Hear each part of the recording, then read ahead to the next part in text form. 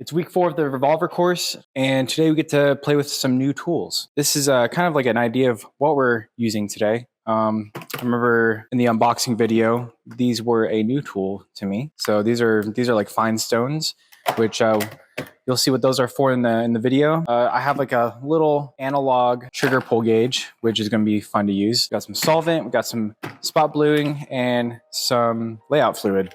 And at the end of the video, we're also going to be changing out these springs. All right, so safety's first as usual. Make sure there's no live ammunition in the chamber and no live ammunition in the workspace. So let's get to it. We're going to do the trigger pull test first. So we're going to go ahead and open this bad boy up. A double action pull test first. So we'll do double action and then single action. And then this is going to be the post down here, double action, single action. Aim for the middle of the trigger there. Yeah, it's maxing out before it even breaks. I saw that. So we're stopping there. I mean, that's above the max. It could go more physically, but there's no notches where it's going. So we'll just say it's 12.5 pounds or a single action trigger pull. This one should be substantially less. About 6.5, about 6.9. We're gonna do 5, 6.6, 6.7, 6.5 again.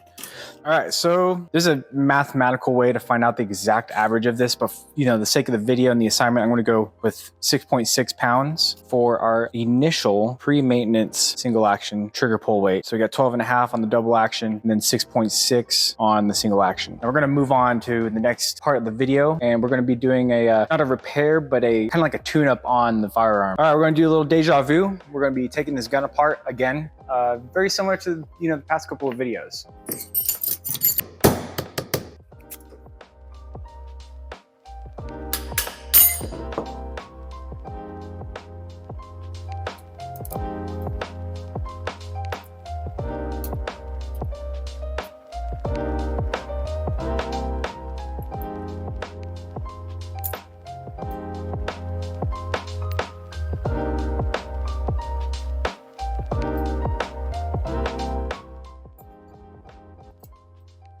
Now, in this video, we're actually going to be taking apart this double action sear. We're going to be separating it from the hammer, because what I want to do is I'm going to take this layout fluid and I'm going to be applying it to all of these different sear surfaces and all these different contact points where the parts interact with each other. And what we're going to be doing is basically we're going to put it back together with that layout fluid on these surfaces. We're going to be that layout fluid is going to tell us where the high points are on these pieces of metal. What we're going to do is basically we're going to try grind it down with the soft, or not the soft, this fine stone here. But yeah, and we'll put it back together, run it through a few cycles, run it and do a few function checks, and then we'll take it back apart and we're going to see what the layout fluid looks like. All right, so per the assignment, the particular parts we're going to be applying this layout fluid to are going to be parts of the frame. We're going to do the side plate, the cylinder stop. We're going to be doing the hand, the hammer after we get that out, and the double action sear.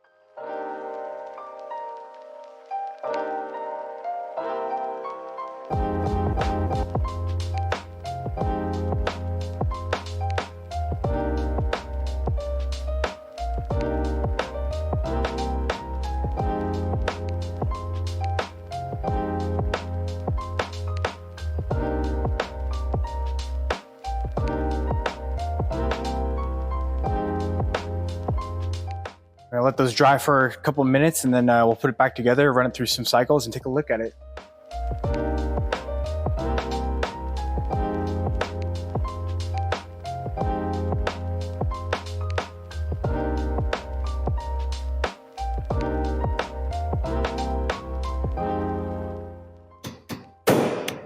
All inside there is that blue layout fluid now, and we're just gonna kind of run it through a few cycles. We're gonna do 5 single action, 5 double action, and then take it back apart and see what it looks like. Like I said, always make sure it's clear, even though we know that it is. We just, I don't know, I just always check. It's kind of weird, kind of not weird. I don't know. Good habit to have though. Do some double action first.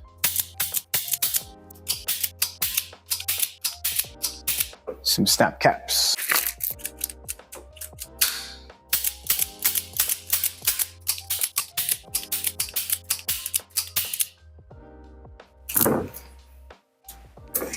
All right, time to take it apart again.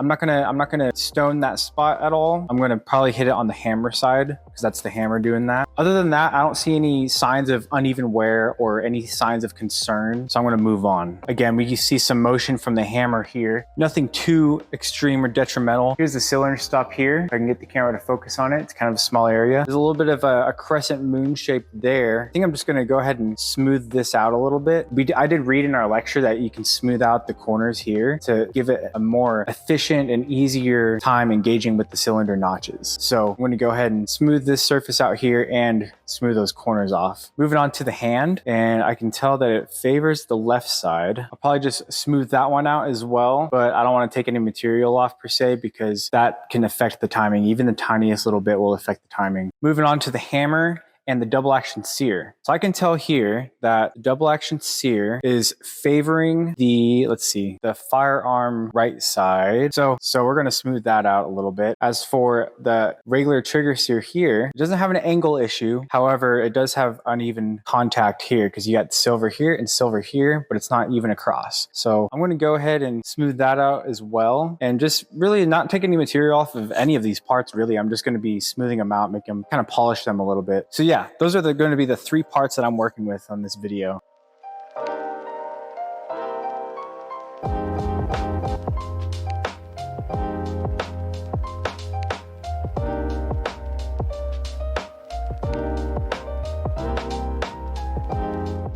Now, next step is going to be getting the assembly fluid off and then spot bluing the parts that we worked on so they don't corrode, and then oil it up and put it back together.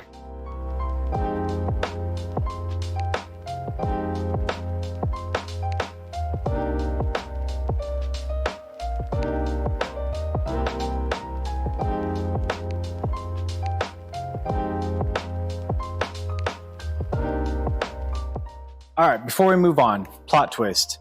Those springs need to be changed. Those were provided. I think I mentioned them in the beginning of the video, and we're just gonna replace these springs.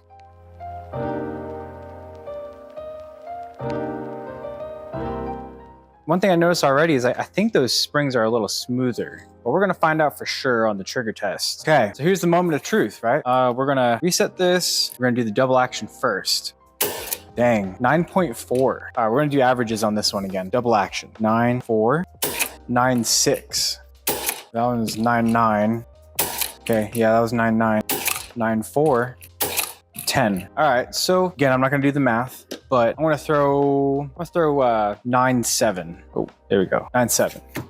Single action, let's find out what that is. 4.7. And it goes so easily. 4.6. 4.7, 4.2, 4.7. All right, so I'm gonna throw 4.5 at it. So that's a pretty good increase in performance. So that was before we did all the maintenance at the beginning of the video. We had 12 on the double action and then 6.5 on the single action. With new springs and a little bit of polishing, I'll be honest with you guys, I think it was mostly the springs. It's gonna be double action under 10 pounds and then single action just around 4.5 pounds. That's pretty dang good. Yeah, that's pretty dope. I like that. We check the feel of the trigger too, not just trigger weight, but feel. Because it did have a little bit of grittiness before the video. Hammer feels amazing, okay? Oh, instant. So we're at the wall already. There's no creep. Ooh, a little bit of creep there. Very nice. Timing's good still. Yep, timing's still good. And then let's see how nicely it clicks into the cylinder notch. Oh man, I didn't even notice it click. It was just so smooth. So that's definitely the most stuff I've squeezed into a video before. I think I've been filming for like 2 hours. So I'm sure when I'm editing this video, there's gonna be a lot of time lapses that I throw in there, but it was fun. I didn't know anything about revolvers before this. And I mean, here I am doing tune-ups on them. Yeah, stay tuned for next week's video. It's week 5, which is the last week of the revolver course. And then after that, we're off to, I think it's striker fired. I'll do an unboxing for that video too. But other than that, I think that's all I got for you today. So peace out.